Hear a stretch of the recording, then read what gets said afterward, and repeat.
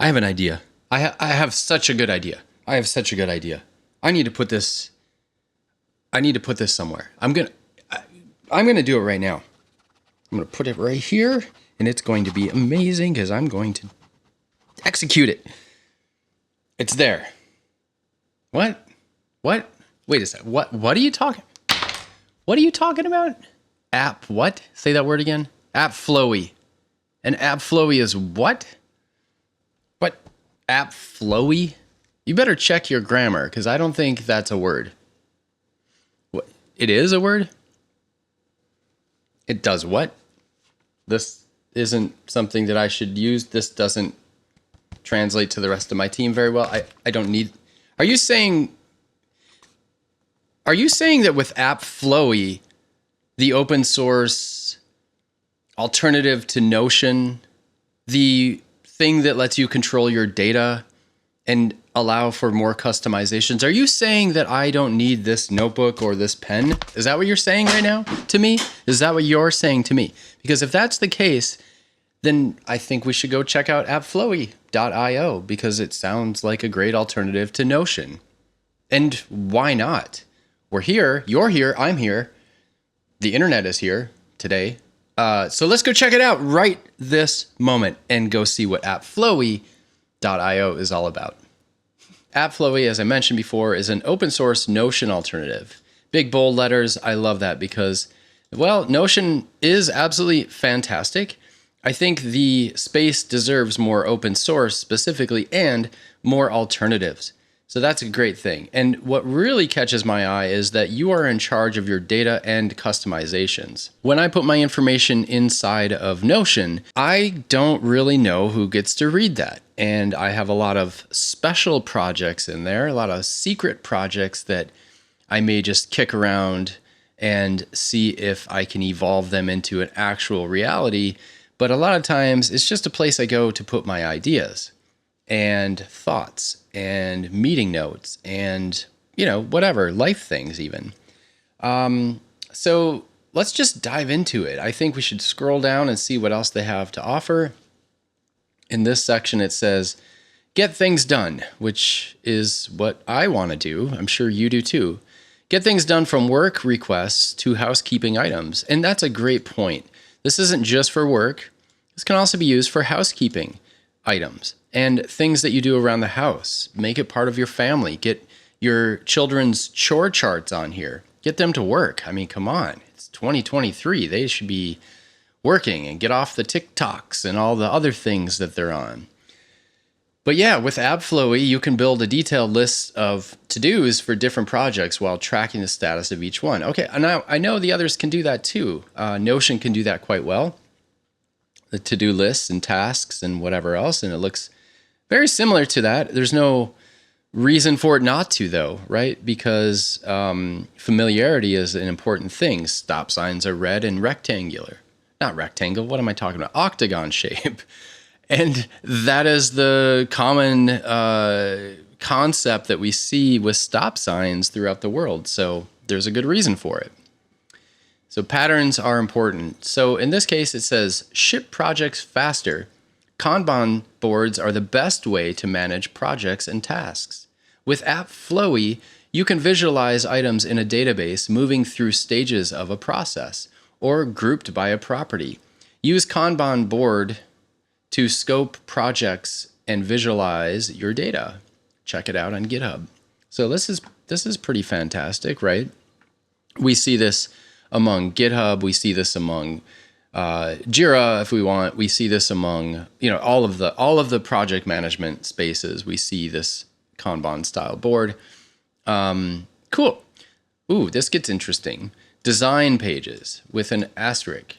So some of the features illustrated in the mockups are under development or included in Appflowy's roadmap, which maybe we'll take a look at a little bit later in this video. Some of the features, so which ones are highlighted here? I'm not really sure. But yeah, this is looking great. It looks very much like Notion, as you would expect. And what are some of the things that are potentially different here? I don't see a call out to that. Maybe we'll find that here. It's built for teams that need more control and flexibility. That is true. Everyone needs more control and flexibility. And I think this is the biggest one, 100% data control. You can host Appflowy wherever you want, no vendor lock-in. That's a huge one. You can have unlimited customizations, design and modify Appflowy your way with an open core code base. Very exciting. One code base supporting multiple platforms. Appflowy is built with Flutter and Rust. What does this mean? Faster development, better native support, and more reliable performance. And I bet that is true. And now I don't know the architecture of Notion, but I'm pretty sure it's probably with the amount of funding and with the amount of the size of the company, I imagine they probably have a lot of Rust development going on. I could be completely wrong here. It's just an assumption, but I feel like performance for them matters more than something smaller. So when you're at that scale, let's see. Oh yeah, great. Built for individuals who care about the data security and mobile experience. Again, they like to call out 100% control of your data. Download and install Appflowy on your local machine. Your local machine. Exciting. You own and control your personal data. Extensively extensible. That's catchy. For those with no coding experience, Appflowy enables you to create apps that suit your needs. It's built on a community-driven toolbox, including templates, plugins, themes, and more.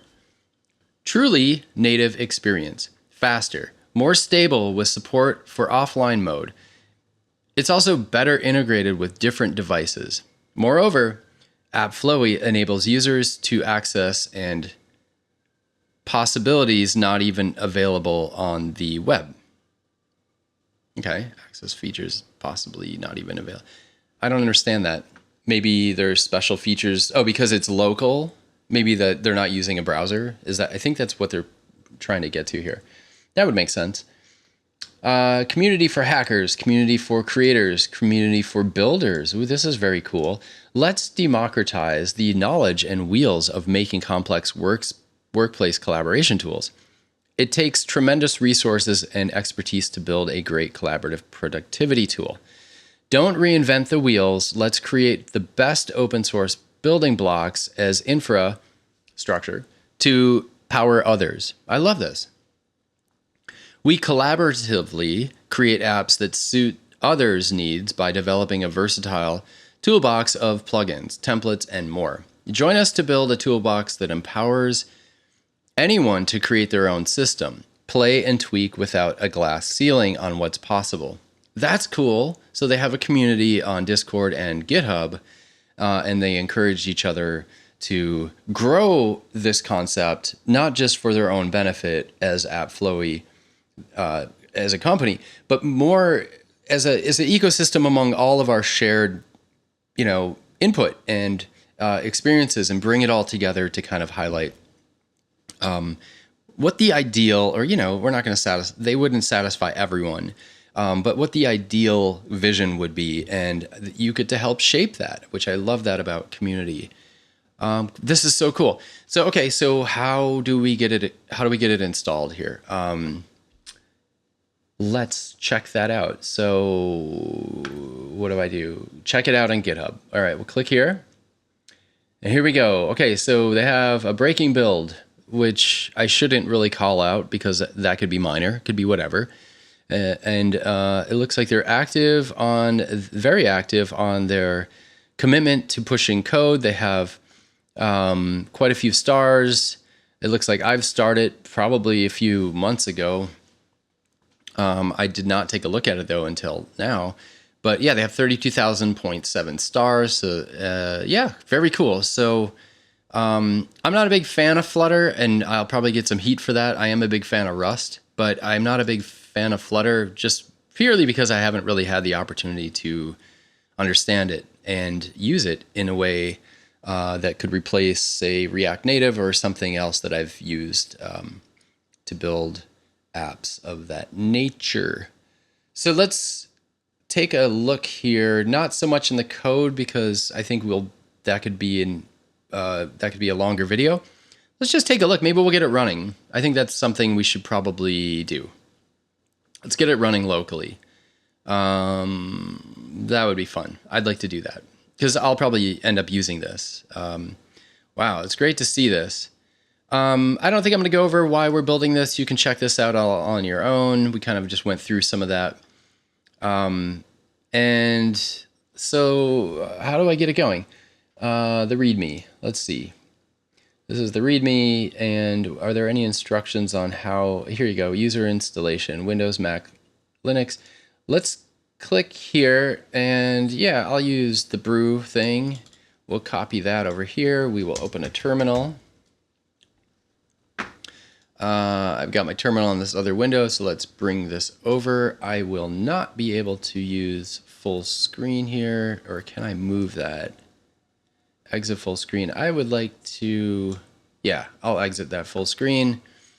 And then we will bring this one over. We'll bring that over here, and we'll put this over here. And then that way we can kind of just build along here. So I'm going to go into this path here I have for clients.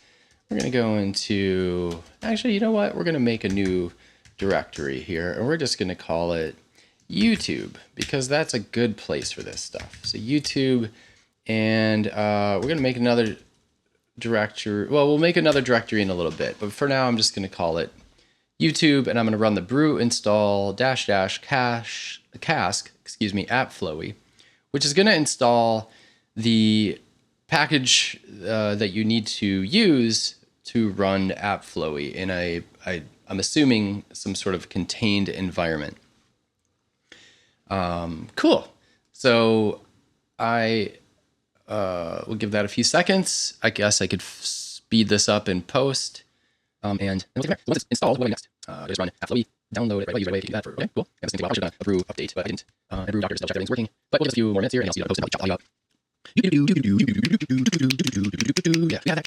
have activity on Appflowy. Install cask Appflowy, and it's done. All right, cool. So now it's done.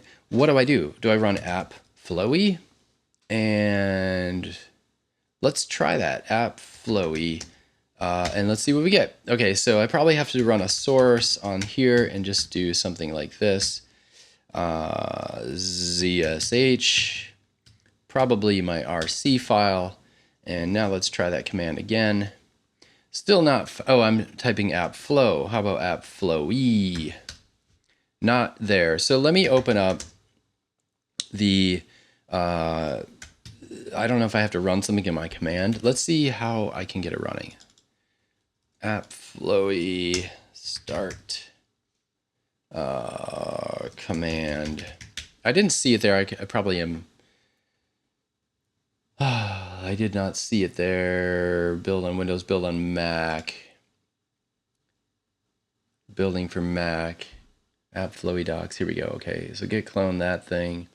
Install your build environment. Run the script in the base directory. It will guide you through the install Rust, which is required. I already have Rust installed. I think maybe I'm going to need something like that. Oh, or do I just run? Okay. Cargo make production. I just want to get it running. Start here. Okay. Yep. Yep. Yep. Roadmap, install Appflowy. Well, we did that. Install methods, and we did that. We went here. Yep. And now how do I run it though? Download Appflowy, use it right away. Let's just, that's not what I want. I don't want to do it that way. I could, well, I guess I could. It's right here. There's a package. Let's just try that. I didn't know I could do that as well. I just want to know how to get it running. And, oh, so it already added it. That's what it did. So when I added it here, it added it. Very cool. Okay, so stop that. Go in here and say Appflowy. Appflowy. Look at that. So it is a contained environment. I do want to open it. So I'm going to click that, go into my settings. And I will go into privacy and security. And I will go down to here, and it says appflowy.app was blocked because from use because it is not from an identified developer. Well, I'm a pretty risky person, so I'm going to click open anyway. I'm going to type in my super secret password right there, and I'm going to say open it anyways. And let's see what happens here. And here we go. We're getting Appflowy going right now. Here is Appflowy, everyone. Ladies and gentlemen, welcome to Appflowy. We have it running locally, and we're going to create a new folder here. Open an existing folder or create a new folder. Tell us, let's open a new folder, and this is going to be called Appflowy, my Appflowy, Flowy. Something like my Appflowy, just so I know it's like local. My Appflowy. All right, I like that. I don't know where this directory is going to go, but let's just do that, and then we'll click create. Path cannot be empty. Oh, create. Pick a name for your Appflowy data file. I did that. Just hit this big button right here. Quick start. Okay, quick start. That works. I don't know if this is actually locally though, and if my data is being stored where I wanted it to. So are there settings? Let's go here. Show menu. Okay, that's cool. But I want to, what's this one? Open settings. Files. Your data is here in a library containers, Appflowy, data documents. Okay, and if I go to that folder, cool. So it would be in here in my documents and under the, is there an Appflowy thing here somewhere? I don't know. My data documents. Restore Appflowy default. No, I want to go in there. Let me just see real quick here. I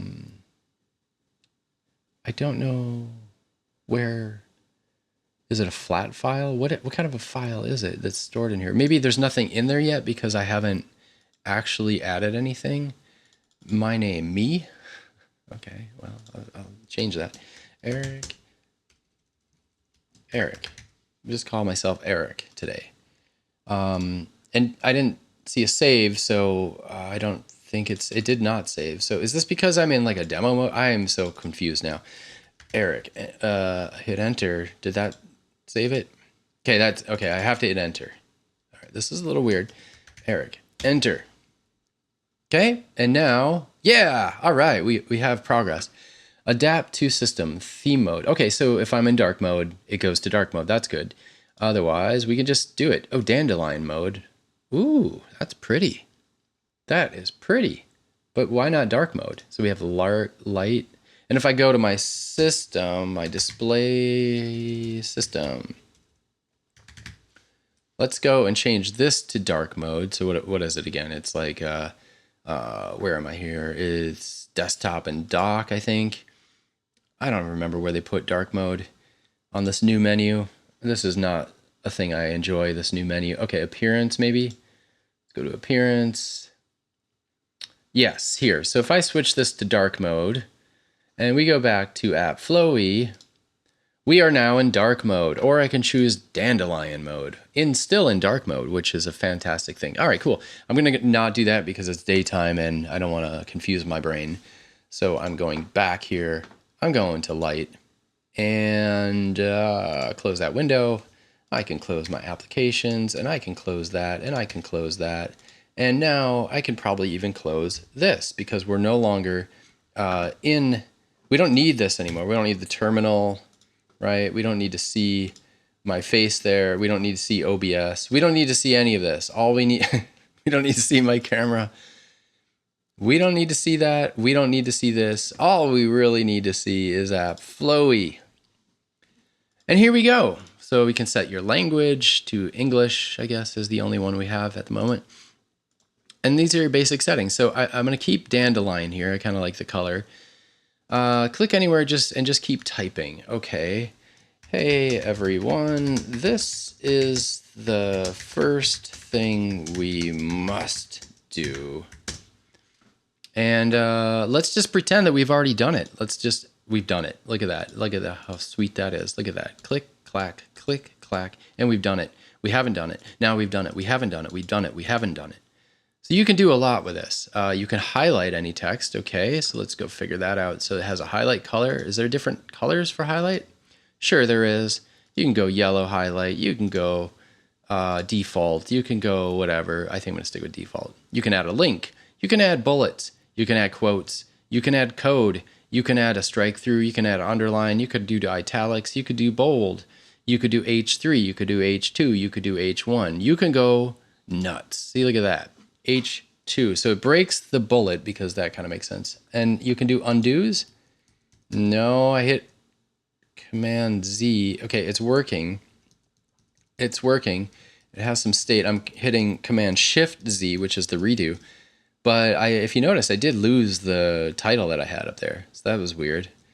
Again, this video is not to nitpick or anything. It's just sort of a walkthrough for the first time of me seeing it. So I'm just going to call it out like I'm a new user, which I am. But yeah, this looks great. Really, the biggest thing I love here is that my data is mine, but I just want to find the file that my data's in. So let's go create a page called Eric's page. And inside of Eric's page, I'm going to go ahead and add a document. This is my main doc. And I'll turn that into a H1. And then down here, I'm going to say like my tasks. I'm going to say find the data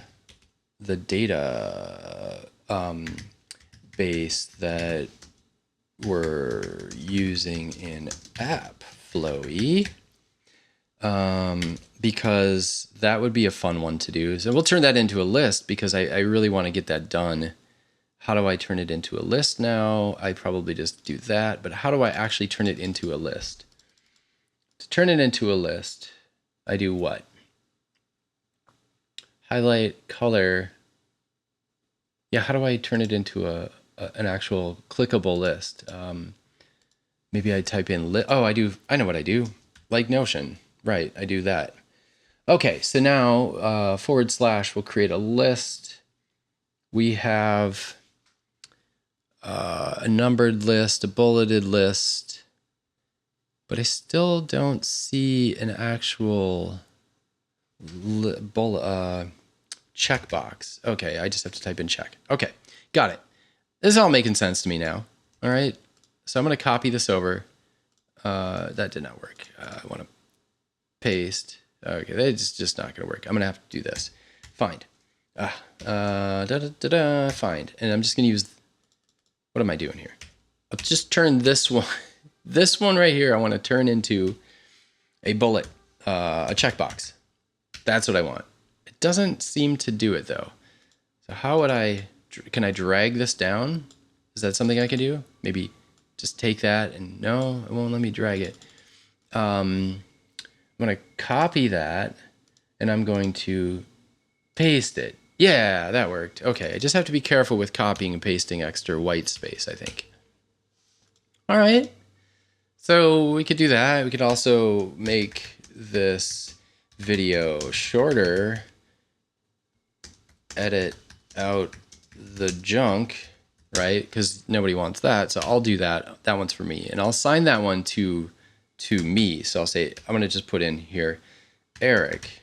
And I don't know if that highlights something, if I can call out somebody on my team or something. So let's say I do / at no results. Okay. Maybe I can't reference myself. I think there's some definite need that needs to happen here with calling out the users. So maybe it's because my name is, I wish I could set my username and then say, hey, somebody on the team, at them and do this. This is for you, right? And there probably is. I just don't know how to do it yet. Okay, so that's a page. I could duplicate this page, I bet. Let's see over here, duplicate, make it a copy. This is a copy. And I'm just gonna replace these with something else just so we have some difference. I'm gonna say 1, and I will say 2. I will say 2. And then here, how do I rename this page? I just type up here, I guess, or what do I do here to rename the page? Oh, I know where I do it. I do it here, just like everything else, right? Go here and I go, what? How do I, yeah, like I'm having a hard time here clicking on that. Right click is not working. So rename. Okay, so this is the copy. And this one is the main one, which was something like, this is my main doc. And I'll just use that. This is my main doc. All right, cool. I mean, regardless of its shortcomings, I really like it because, again, this is my data. No one is reading this. I don't have to feel like, Big Brother's watching me. Not that I'm doing anything inappropriate or anything, but I guess when you deal with like, I have this vision to create the next blockchain or something, right? And like, you don't want to share all of that with people. Like, you want to be very sensitive to that. And or I deal with government things, and if it's something government related and it's a private matter, I don't really like to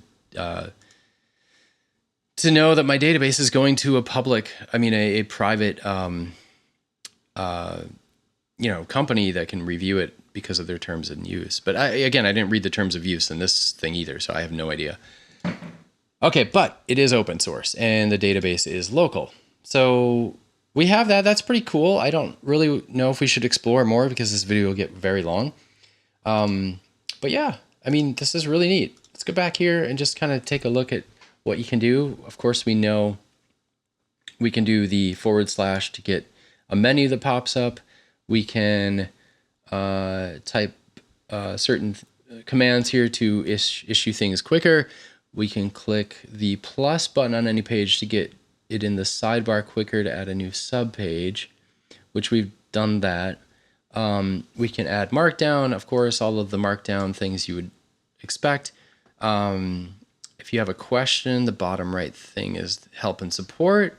And the last is just the marketing stuff. Go check them out and follow them on GitHub, Twitter, and sign up to their newsletter. So this is incredibly cool. I mean, there's nothing about this that, I like that too, that you can just copy out your README. That's fun. I like this because there's nothing that's unusual. The patterns are the same as Notion, which I love. I guess for me, the biggest thing is that you get your own data, but maybe I will have to look for where that data will be because I don't really know how to find it. I'm going to go try this one more time now. Let's go back to our settings, go into files, and go into this path. Let me just copy this path. Restore Appflowy. No, I want to just, can I copy? Did I just copy that path? If so,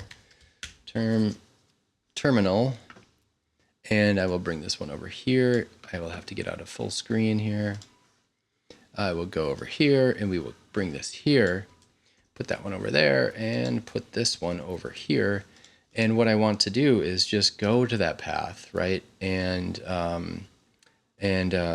just open it. And let's see our data. Look at that, KVDB. So let's open that in our code. We're going to open KVDB and take a look. It's probably, yeah, I figured this file is not displayed because it's a binary. All right, so the binary won't open, but I wonder if we can open up a KV file. I just want to explore, or if there is a .db sort of thing we could use to open this. What is the client log? Let's just take a look here. I'm very, very curious on some of this. So let's take a look at the, let's just open this whole directory in code. And that way we can see the database. And yeah, it's going to be a binary, so it won't actually open. We can try that. Yeah, I thought so. Everything is null, but let's just take a look. It's not fully binary, meaning that normally you wouldn't even see this. They would encrypt everything. And so this is kind of interesting to see. And again, this is open source, so it's not like this is anything dangerous or anything. We could also go look at the actual code, but I think I'm going to skip that for another time if we review this again. But this is cool. I just figured I'd check it out, take a look at it, and play with it. Okay, that's fun. There's the database again. This is the Flowy database. Yeah, we'll try that. I curious of why. That is pretty neat. Cool.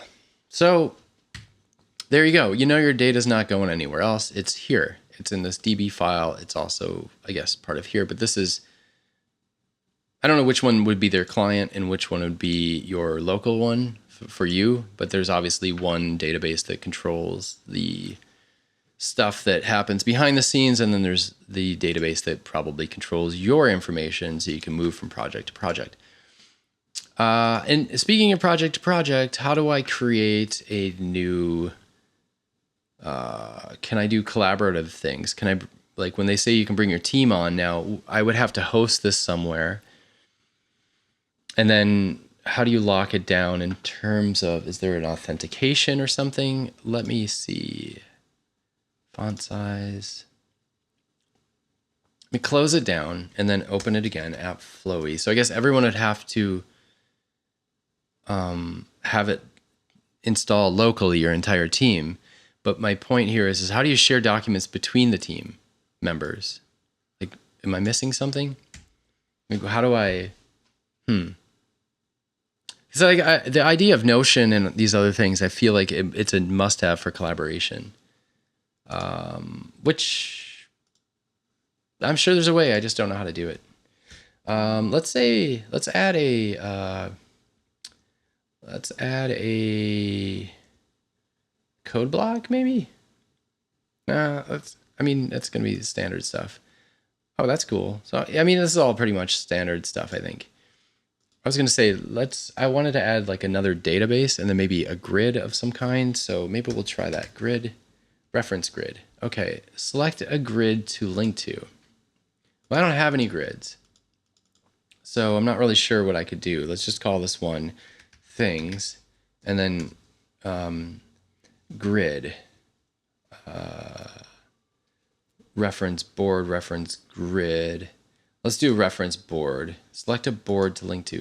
Yeah, I don't know how to create the board. So do I have to do that first?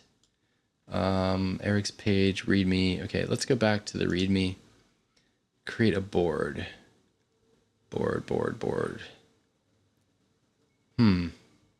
Well, I think I'm going to end this video just here. I know that probably wasn't the very best